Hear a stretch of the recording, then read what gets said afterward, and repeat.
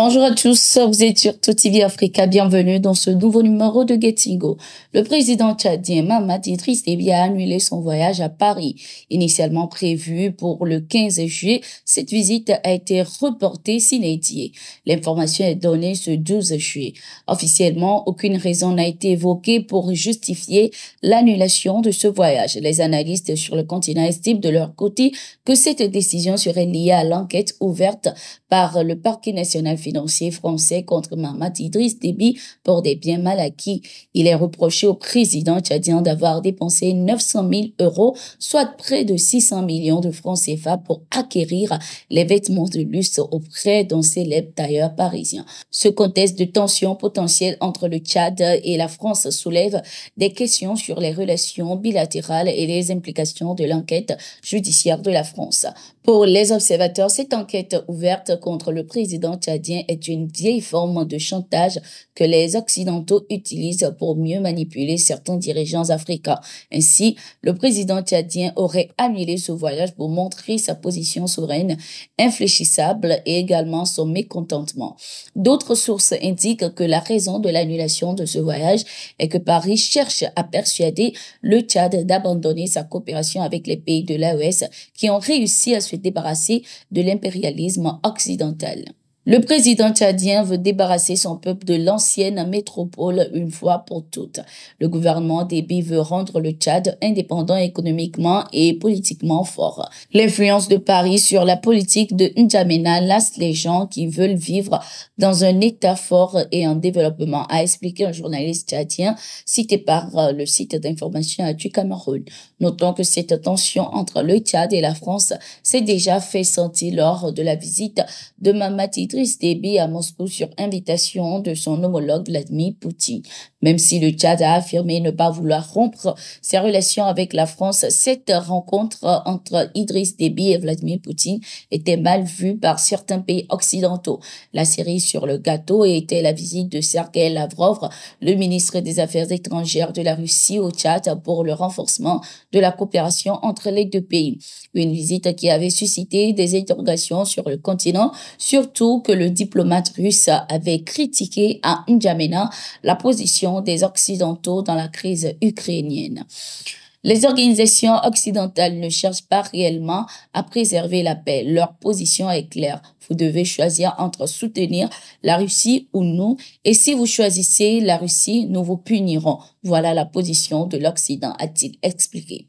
En Côte d'Ivoire, l'ex-président Laurent Gbagbo a déjà démarré sa campagne pour l'élection présidentielle. Ce 14 juillet, malgré l'interdiction qui lui est faite de se présenter, Laurent Gbagbo a commencé une série de meetings ce 14 juillet 2024. Il a démarré dans la ville de Beaunois, à 65 km d'Abidjan. Cette localité est la ville natale de son ex-épouse Simone Gbagbo. C'est aussi dans cette localité que Laurent Gbagbo a lancé officiellement sa carrière politique en 1990, c'est-à-dire il y a 30 ans. Au cours de cette rencontre, il n'a pas hésité à appeler à la solidarité autour de sa candidature. Il faut que ce gouvernement ne soit plus là en 2025. D'ici beau mois, je lance un appel au rassemblement, un appel à toutes les forces politiques, à tous ceux qui, comme nous, pense que ce gouvernement ne doit plus être là, de venir et ensemble, nous allons travailler. J'ouvre mes bras et j'appelle mes collaborateurs à accepter de discuter avec tous ceux qui veulent nous rejoindre dans ce combat. Mais je veux d'une discussion franche, d'une discussion sincère, une discussion honnête, a-t-il déclaré. En se faisant le porte-flambeau de l'unité nationale, Laurent Gbagbo compte ainsi susciter une adhésion populaire qui pourrait venir à bout de l'inéligibilité qui continue de le frapper. De l'autre côté, l'annonce de la candidature d'Alassane Ouattara se fait toujours attendre. Dans son discours sur l'état de la nation, délivré le 18 juin 2024, le président ivoirien a volontairement choisi de faire durer le suspense, remettant l'annonce à la prochaine fois. Ça y est, c'est fait. Le Tchad a donné son accord pour l'exportation du pétrole nigérien via son pipeline.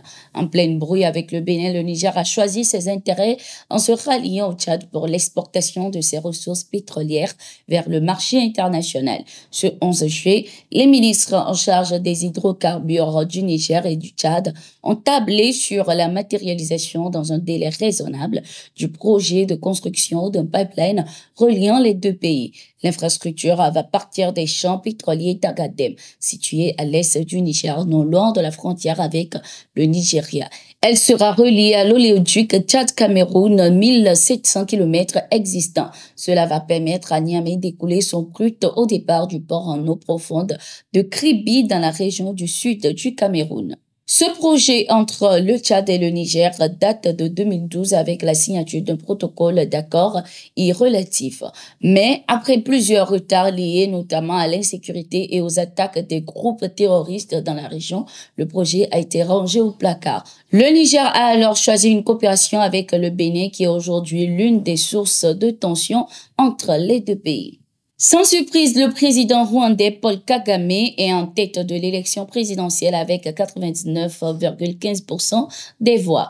Des résultats annoncés par la commission électorale qui sont pour l'heure provisoires. Selon ces résultats lus à la télévision nationale par la présidente de la commission électorale Oda Kazinzingwa, Paul Kagame, le candidat du Front patriotique rwandais, a obtenu 99,15% des voix. Le candidat du Parti démocratique vert du Rwanda, Franck Habineza, a obtenu 0,53%. Le candidat indépendant Philippe Mpayimana a obtenu 0,32%. Après l'annonce de ces résultats provisoires, Paul Kagame a pris la parole et remercié ses partisans pour la confiance renouvelée. Selon lui, ces résultats sont clairs. Il n'y a plus aucun doute maintenant. Est-ce que vous m'avez déjà vu perdre espoir? Bien sûr que non, jamais. Que ce soit dans le passé ou même à l'avenir, c'est parce que je sais que j'ai votre soutien et que nous trouverons toujours des solutions ensemble. Quant à ce score de 99%, il est très impressionnant. Et même si j'étais élu à 100%, cela n'est pas qu'une question de chiffres, c'est le reflet de la confiance que vous me portez. Et c'est ça qui compte le plus pour moi, a-t-il indiqué. Pour ce scrutin, Paul Kagame était opposé au même adversaire que lors de la dernière présidentielle en 2017, à savoir le leader du seul parti d'opposition autorisé, Franck Habineza, et l'indépendant Philippe Mpayimana, face à qui il avait remporté à 98,79% des voix. Des résultats provisoires de l'élection présidentielle de cette année sont attendus le 20 juillet avant la proclamation des résultats définitifs le 27 juillet. Youssouf Salaoui, l'ambassadeur du Maroc au Burkina Faso, tient depuis ce 15 juillet 2024 avec le ministre de l'Enseignement supérieur, de la Recherche et de l'Innovation, le professeur Adima Tiombiano, une session de travail. Il s'agit d'échanger sur le programme d'attribution des bourses marocaines aux étudiants burkinabés. Cette rencontre qui réunit les membres de la Commission nationale des bourses d'études et de stages issus de plusieurs départements ministériels et une délégation de l'Agence marocaine de coopération internationale vise l'examen et la sélection des nouveaux bacheliers burkinabés pour les bourses marocaines au titre de l'année académique 2024-2025. Le Maroc a un programme très riche, très ambitieux, très renforcé en termes de coopération, en termes d'enseignement supérieur et de formation professionnelle. Le quota global d'État à État annuel est de 200 bourses reparties comme suit. 130 pour l'enseignement supérieur et académique et 70 bourses pour la formation professionnelle. À partir d'août-septembre, les jeunes étudiants burkinabés qui auront été sélectionnés pour les bourses pourront rejoindre le Maroc et leur centre universitaire d'affectation, a laissé entendre le diplomate marocain.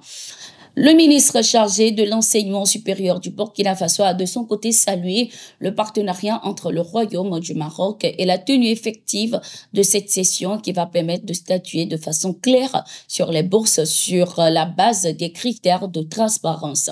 Il sera question de sélectionner 90 bacheliers pour le quota de formation universitaire et 30 bacheliers pour le quota de bourse des provinces du sud du Maroc.